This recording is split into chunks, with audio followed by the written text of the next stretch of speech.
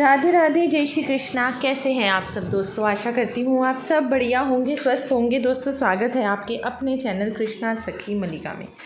दोस्तों आज जो मैं वीडियो बनाने जा रही हूँ वो है लड्डू गोपाल जी को सबसे प्रिय चंदन कौन सा है, और हमें वैसे भी कौन सा चंदन गोपाल जी को लगाना चाहिए। हमारे घर में जो लड्डू गोपाल विराजमान है अपने सिंहासन पर, तो उनको जब हम स्नान करवाते हैं तो उनको कौन सा चंदन लगाना चाहिए और सबसे प्रिय चंदन भी कौन सा है। तो दोस्तों लड्डू गोपाल जी को कई प्रकार के चंदन का प्रयोग किया जाता है, जिसमें से 3 तरह के जो चंदन होते हैं ना दोस्तों, वह बहुत ही शुभ माने जाते हैं। जैसे कि सबसे पहला चंदन होता है गोपी चंदन। उसके बाद जो चंदन आता है उसे सफ़ेद चंदन कहते हैं, जिसको मलयागिरी भी कहते हैं। और जो तीसरा चंदन आता है दोस्तों वह है हरी चंदन। तो आज दोस्तों इसी विषय के ऊपर मैं वीडियो बनाने जा रही हूँ कि हमें लड्डू गोपाल जी को कौन कौन से चंदन का प्रयोग करना चाहिए। दोस्तों सभी चंदन लड्डू गोपाल को प्रिय होते हैं, किंतु हरी चंदन और गोपी चंदन सर्वश्रेष्ठ माने गए हैं।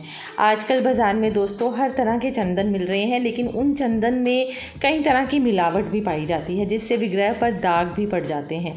ऐसे में हरी चंदन मिल जाए या सफ़ेद चंदन मिल जाए या स्वयं का घिस कर बनाया हुआ जो चंदन होता है ना दोस्तों, वह सबसे ज़्यादा शुभ माना जाता है। तो हो सके तो घर में चंदन बन सकता है आपसे, तो आप घर में चंदन ज़रूर बनाइए। नहीं तो गोपी चंदन जो होता है या हरी चंदन होता है वह बाज़ार से बहुत आसानी से मिल जाता है, आप उसका भी प्रयोग कर सकते हैं।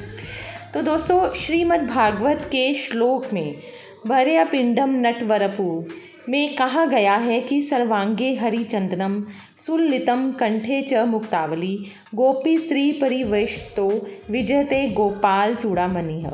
अर्थ है दोस्तों इसका कि हे हरि, आपके संपूर्ण देह पर हरि चंदन लगा हुआ है और सुंदर कंठ मुक्ताहार में से विभूषित हैं। हरि चंदन को भगवान विष्णु का चंदन कहा जाता है। हरि चंदन इस प्रकार दोस्तों बनता है जैसे कि तुलसी की सूखी लकड़ी जो होती है, जिसको कि तुलसी काष्ठ कहते हैं, जब उसको हम घिसते हैं ना, जो उसको घिसा जाता है तो जो उसमें से लेप तैयार होता है ना दोस्तों, वह होता है हरी चंदन, जिसको आप घर में भी बहुत आसानी से बना सकते हैं। अगर आपको लगता है कि बाज़ार में चंदन में मिलावट हो रही है, तो आप घर में हरी चंदन जो कि तुलसी की सूखी हुई काष्ठ होती है उससे बना सकते हैं।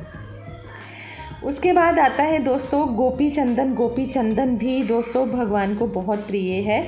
गोपी चंदन द्वारका के पास स्थित गोपी सरोवर की रज होती है दोस्तों। स्कंद पुराण में उल्लेख किया जाता है कि श्री कृष्ण ने गोपियों की भक्ति से प्रभावित होकर द्वारका में गोपी सरोवर का निर्माण किया था, जिसमें स्नान करने से उनको कृष्ण का सदा सर्वदा के लिए स्नेह प्राप्त हुआ था।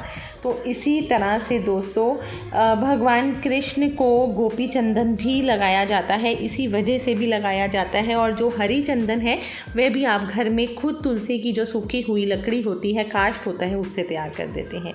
आशा करती हूँ दोस्तों आपको ये वीडियो पसंद आई होगी। मिलेंगी कल एक नई वीडियो के साथ। राधे राधे।